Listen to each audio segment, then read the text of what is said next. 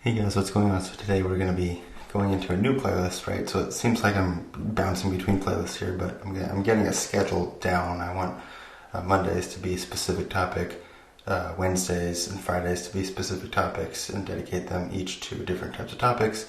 Wednesdays, I've been posting finance and physics as sort of a discussion.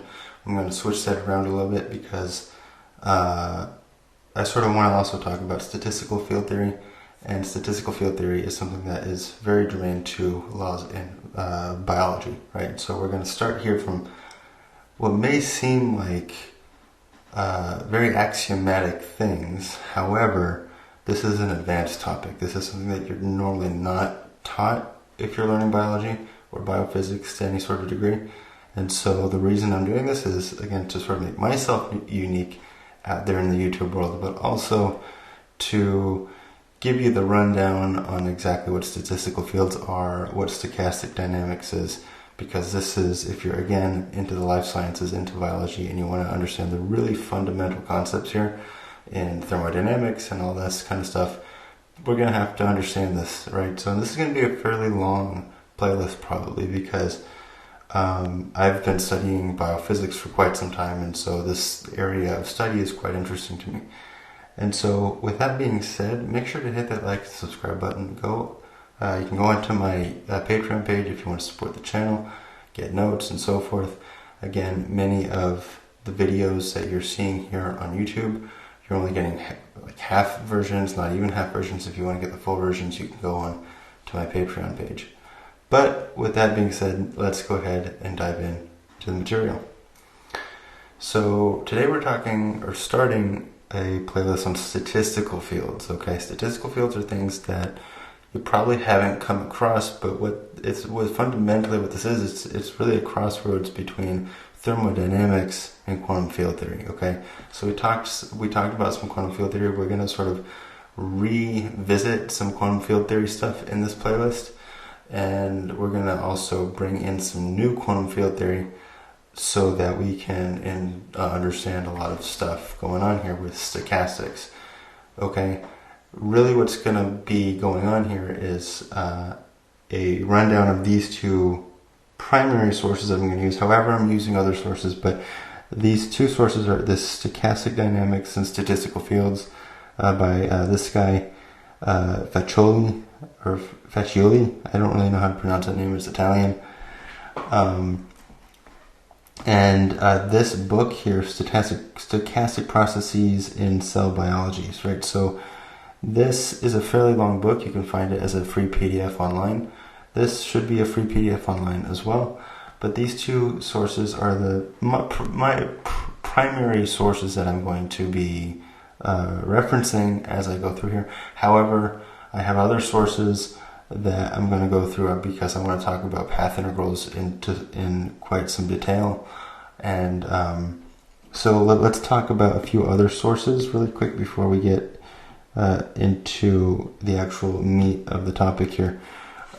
So for the first large portion of this, we're going to really just give a rundown on path integrals. Right, so I've talked about path integrals before in my quantum field theory playlist. Let's write this down, path integrals.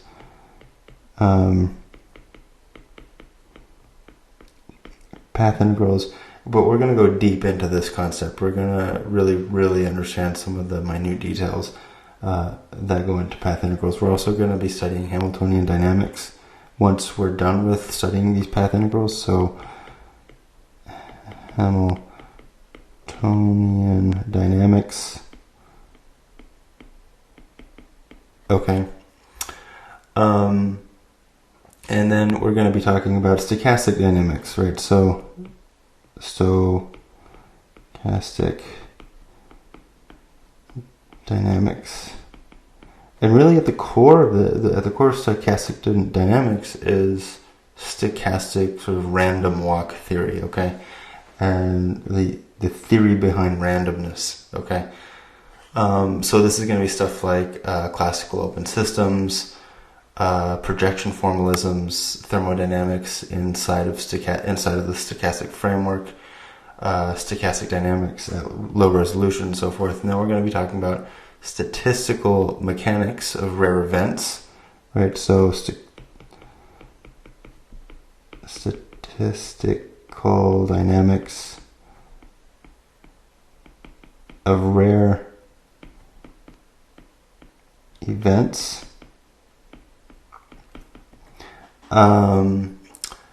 And in complex systems also. So complex systems. Right, so that's going to cover I, right? So I is the square root of -1.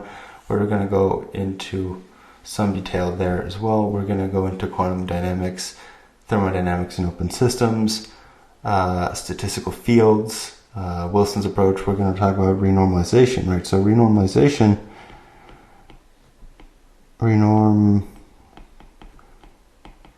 this is going to be a very important concept. We're going to go there's some group theory that goes into this that we'll cover.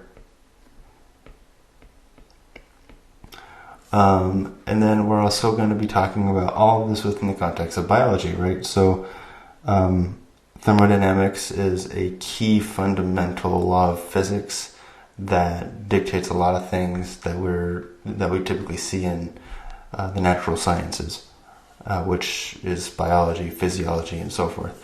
And here, when we start implementing this into biological systems, we are going to be talking about stochastic processes in living cells. So we're going to be really applying a lot of this to living cells.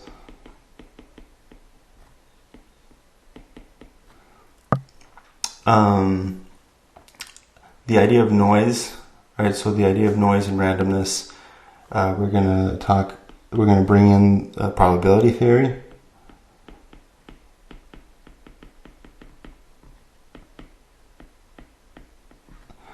All right, and then we're going to start talking about some fundamental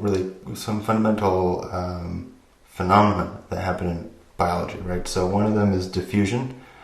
So I'll do these in a different color because this is really where the meat hits the road here, where life becomes more and more important within the context of the mathematical framework.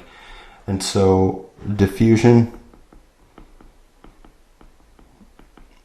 Did I spell diffusion right? It was just one S. Diffusion processes. And then we're going to talk about stochastic ion channels, right? So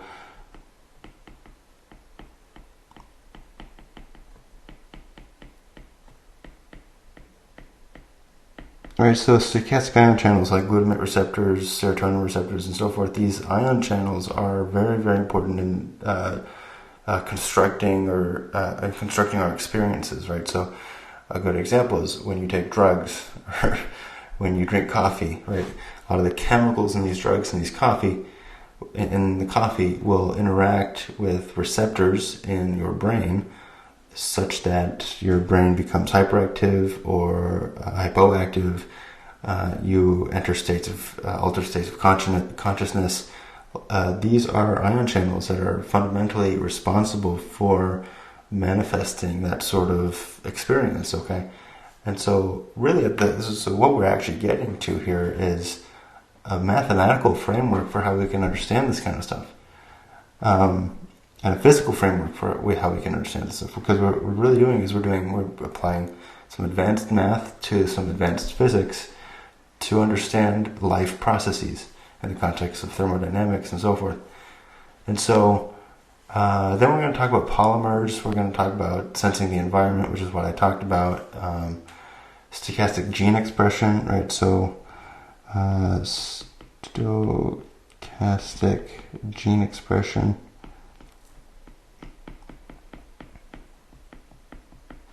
Right. And then some more advanced topics will include transport processes, right? So transport in cells, Markov models,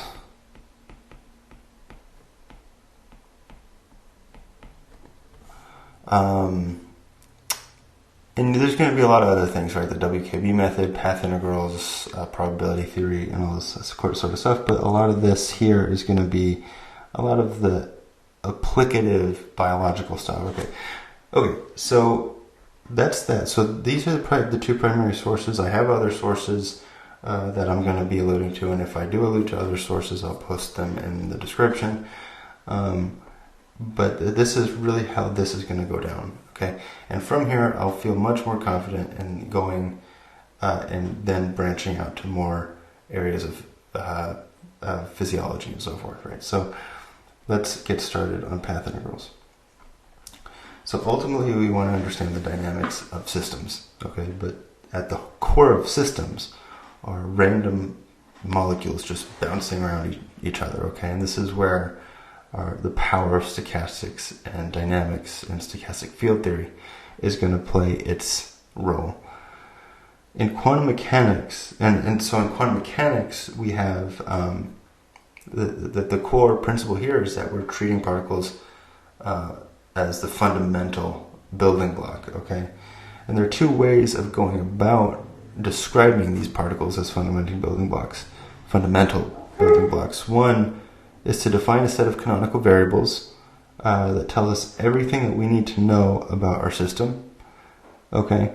And another way is to define a set of actions that act as weights on transitions between states. All right, so the canonical quantization approach is this approach, right? So we define two canonical variables that that contain this relationship. These two canonical variables we can then understand as being the two variables that dictate the dynamics of our system. But then there's the path integral formulation, which is one that we haven't really covered, so we're going to cover it in this playlist in quite some depth, where the path integral, this k, is a sum over multiple different paths, and the paths being from one state to the next, okay? And we really want to understand this before we go forward, okay? So in this discussion, we will be reviewing the path integral formulation in quantum physics, because it's going to play a large role later when we define statistical fields. So we start with defining how the transition function works. Consider a very rudimentary path. So we're going from state A to state B within some given amount of time, okay? And at T1 here, we pass through this Q1 state, okay?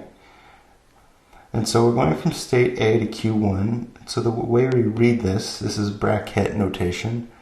We go from state A to Q1, and we do that with this exponential, right? So this exponential is going to drive the evolution of that state, okay? And so we're sort of starting not really at first principles here, because you might say, well, why this thing? I kind of go over this already in my quantum field theory playlist. The skinny on this is that we want this is really a solution to our Schrodinger equation, right? SCH Schrodinger equation. All right.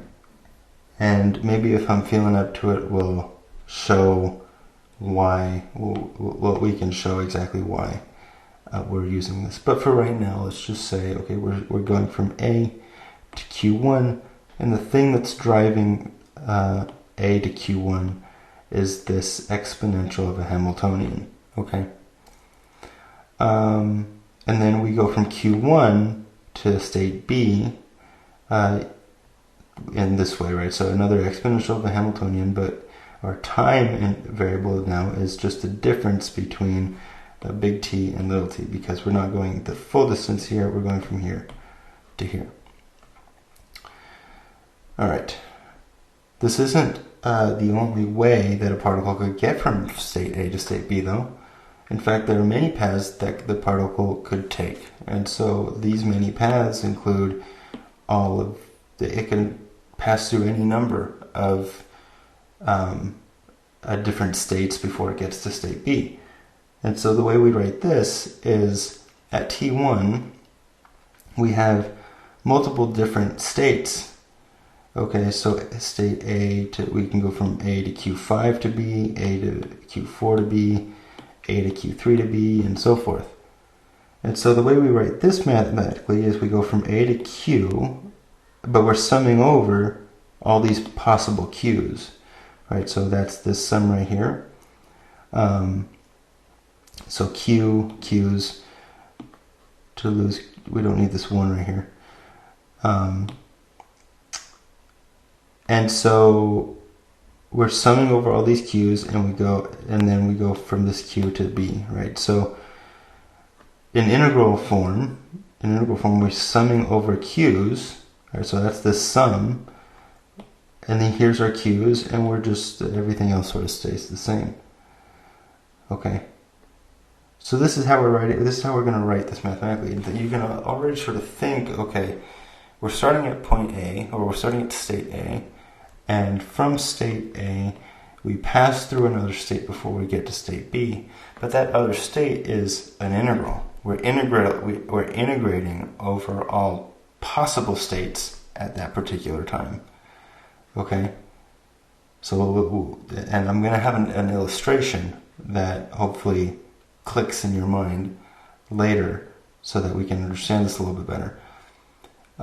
So we can see that the more paths that we're considering, the integrand in the continuum gets longer. Okay, the more stops along the way is correlated with more integrals in the formulation, right? So let's take a look at a more advanced looking system, right? So we go from state A to state B, but suppose we're passing through many different t intervals of t. Okay, so at time 1 we have to perform an integral. At time 2 we have to perform an integral. At time n minus 2 we have to perform an integral, and here we have to perform an integral, and then here we land at B. So we go from A to Q1, right? But we have to sum over Q1, so we're summing over Q1, and then we have to do the same thing from Q1 to Q2, and so we sum over Q2 in here, and so you can see how this works, right? So from A to Q1, and then eventually we get from Qn minus 2, right? So this will be a lowercase n. And my apologies for the dog in the background. Hopefully you can't hear him too much because he's super annoying.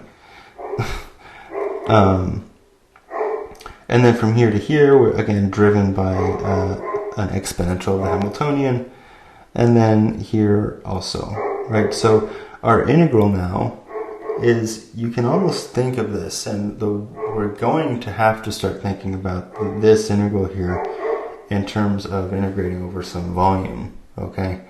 And this is weird to think about, right? Because this doesn't really look like a volume, but here this is starting to look a little bit like a volume, okay? So let's just keep that in mind. We're going from state A to state B.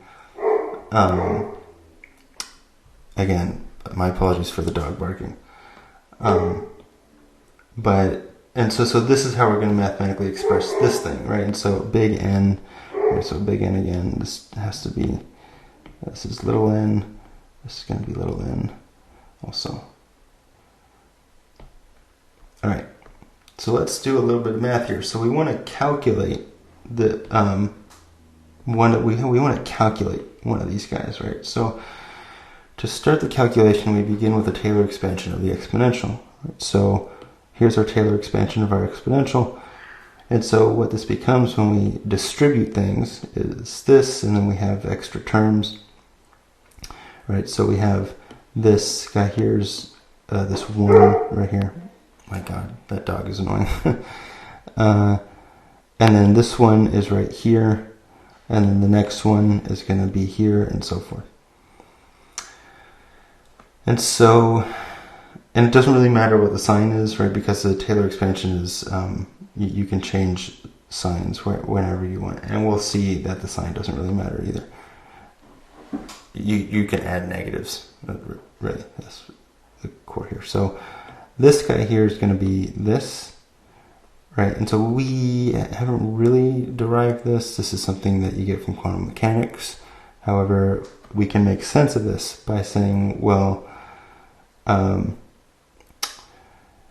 this is, hold on one second. Yeah, this is not a P, right? This is an E. Sometimes I make typos and I catch myself. And so we have this guy here, which is this. This is an exponential on the difference between these two states. Okay, with our momentum. So the momentum of the particle is going to drive. We could sort of think of this as the momentum of the particle is going to drive us between this state to this state. Okay, because the particle needs momentum. All right. But then we also need to know what the difference is between the two states, and so that's this thing here. That's sort of the rudimentary way of understanding this. There's a non-rudimentary way of understanding this, but for right now we'll just keep it at this, and we'll continue from here. For this term, we have this, right? So we're going to propose that our Hamiltonian is our kinetic energy plus our potential energy, and our this I, again, I have many typos here. This is going to be Q. Again, full disclosure on the dog, it's a Great Pyrenees. Okay, and Great Pyrenees are known for being quite annoying. They bark at literally anything. So, again, my apologies for that. Anyways, perhaps if you guys give me that, I won't go there. If you guys want to contribute more to the channel, I could maybe soundproof or something like that. But, anyways, we have this guy here, and then we have we can take these two guys. Actually, no, we're not taking these two guys. This thing here, right, is called this thing here is going to be 1. Actually, not. So this is there's a principle here. This principle is called the completeness theorem. Completeness theorem, in which this all equals 1. So all of this is 1. We're multiplying this whole thing by 1 essentially, because the bracket of this thing with itself is 1. Okay, and integrating over 1 doesn't. This really doesn't do anything to our system. Just the completeness theorem doesn't really do anything to our system. Okay, we can do this, and when we do this, we're allowed now to say that we can take the bracket between this guy and this guy here, which is here, this guy and this guy, which are these two guys, and then we have everything else. This guy here now is in 2 exponentials, right? An exponential between these two guys and an exponential between these two guys. And when we do that, we get this. And from here to here, we can just see here that these two guys equals this. If these two guys equal this, then that means this times this is equal to 1. And that is, we do indeed want that to be the case. And so we're able to get from here to here through these identities. And so we get now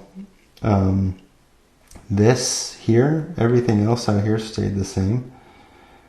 And then what we have is now we're going to equate this thing to this guy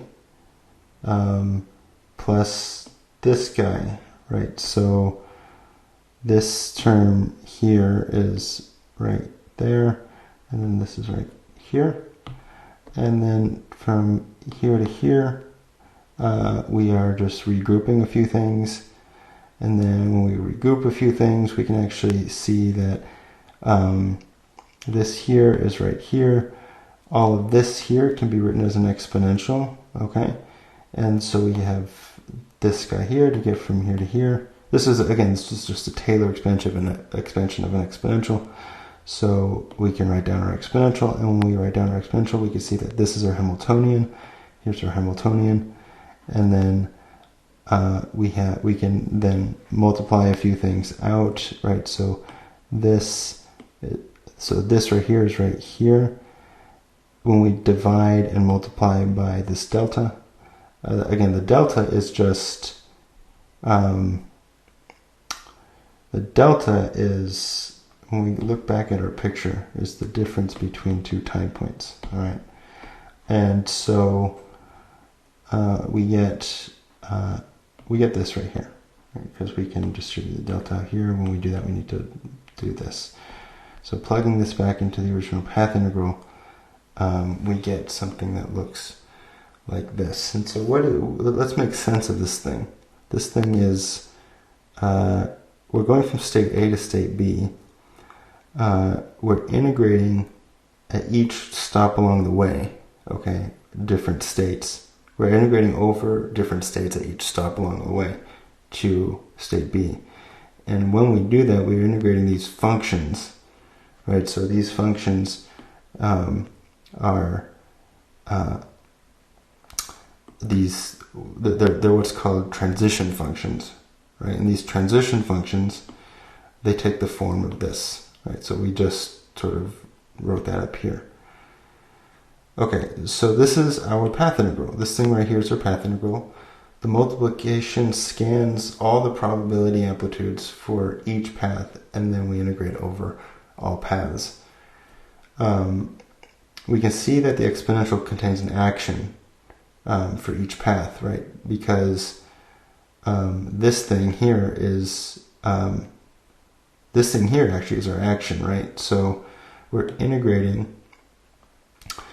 So here's this thing, right? So all this right here, that's our exponential, and this was our action.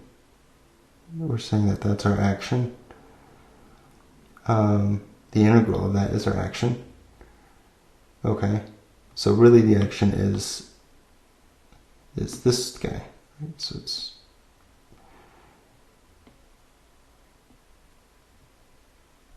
we can sort of think of that as the action. We have our I and our I. And then sort of all of this stuff here, really actually,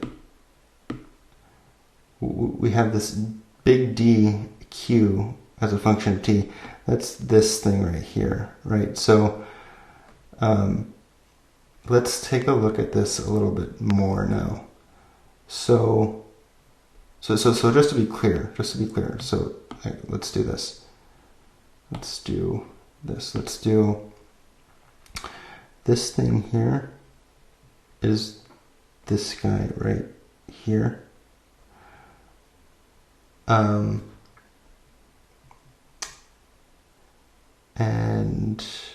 then we have our exponential.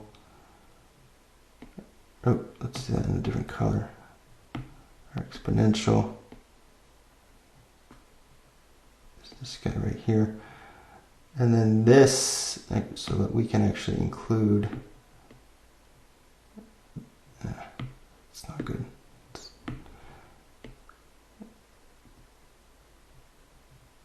Okay, I don't really like how this is coming out. But so what's going on here is, it's actually easier. It's actually easier to do it like this. Let's do it like this. Erase. Let's just erase these really quick. Our transition functions.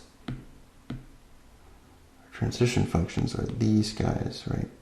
These are our transition functions, and we can see that the transition functions are action principles. And then here, this guy is this guy. Alright, so let's make a little bit more sense of this. So let's begin to think about the path integral more conceptually. Our integral was an integral of products. Suppose there were 5 states between state A and state B, and we're going to consider 3 paths. Our integral would then look like this, right? So suppose we have 3 different paths going from state A to state B, and at every point along the way there's a calculation being made. And that calculation is an integral over all the possible states at each time point. Okay? So when we're saying that there's an integral, the integral down here, the integral is calculating over sort of a volume of different states. Okay? And so we're integrating over a volume of different states at each point along the way. Okay? And then we have our transition functions that take us from here to here. Right, so these are our k's. The k's drive us between from time 1 to time 2. And then we're integrating as we go along each time point. So as the particle travels in time, there's a calculation that's taking place, which involves an integral of the amplitude with respect to a particular state. So that's the and so the end result of each integral is a probability amplitude at each time point. Okay. So the end result of each one of these integrals is going to be a probability amplitude. Okay, so you can imagine sort of like a function like here, and there's going to be a probabilities at every point here. Okay, and so that's what the height of these are going to represent. And so at the end of the day, we're integrating a transition amplitude over a distribution of states to get a probability amplitude. Now consider a single path. As a particle travels this path, there is always an integral over a particular state. This leaves open the possibility that the particle can be in multiple places at once, but just more likely to be in one place more than the other, right? So this idea of interjecting probabilities is really core to the idea of path integrals, right? So at every point in time we're performing this integral, but the integral is really an integral over some function, okay? And that function, and what we get from that is our probability amplitudes at every point, right? So in this case, the height here, so the height here, here, here, here, and here are the highest ones, and so that's the likely path that's going to happen, where it's going to take place. This path has a particular action. We can look at our path integral and see that the action for the path lives in the exponent of our integrand, and so we can rewrite our path integral as follows. And so we can actually write according to the Euler statement, right? So Euler's famous formula, e to the I something, well, that can be written as this, right? So now we have, so this here, right? This here is just e to the I s q t over h bar, just Euler's formula.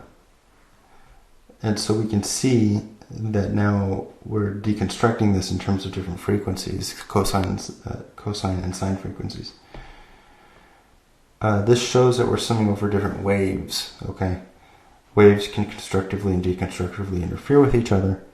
And so if we were to imagine 2 paths now, so our one path that we had illustrated was this orange one. Consider another path, which is this green one.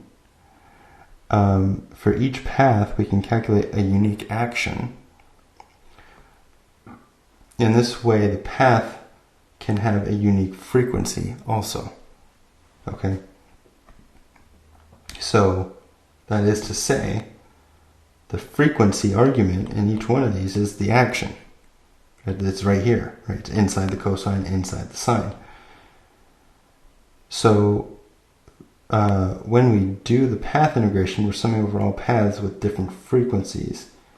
Paths that deconstructively interfere with each other will create regions that will result in low probability amplitudes, whereas paths that constructively interfere with each other will create regions of high probability amplitudes.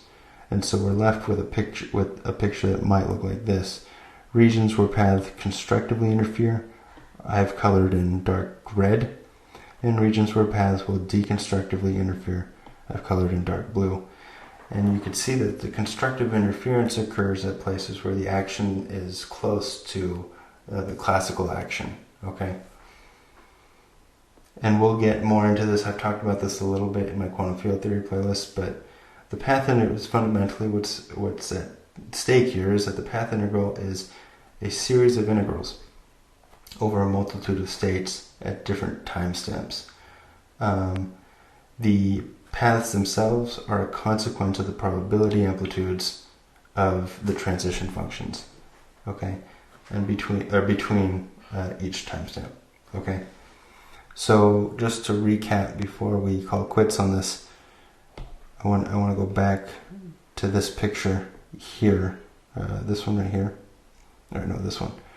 The idea again is that when we're transitioning between, when we're flowing through time, you can sort of think of this as, okay, we're flowing through time, and the thing that's driving the flow through time, or from state to state to state, is going to be the transition function, okay? And the transition function is the argument, or it's a function that gets put right in here, okay? This is the argument inside the integral, right? So this thing is a function, okay? And it's what's taking us from qj to qj plus 1, all right? So this thing is a function. We're integrating over that function, okay? So when you integrate, say, in calculus over f of t, this is some function, or dt, this function here might look something like, say, x squared plus 1, or t squared plus 1, right? T squared plus 1 dt, and you can actually get an answer for this, but this function here is that's the integrand, or that's the thing inside the integral, okay? And when we perform that integral, we get these probability amplitudes, okay? So as the I just want to reiterate this part right here. As the particle travels in time, there's a calculation that's taking place which involves an integral of the amplitude with respect to a particular state, okay? The end result of each integral is a probability amplitude at each point. So one last time, the transition functions are driving us between time steps. The integral is integrating over all of these potential states. Okay, when we do that, we get a function that will give us amplitudes at associated with each state.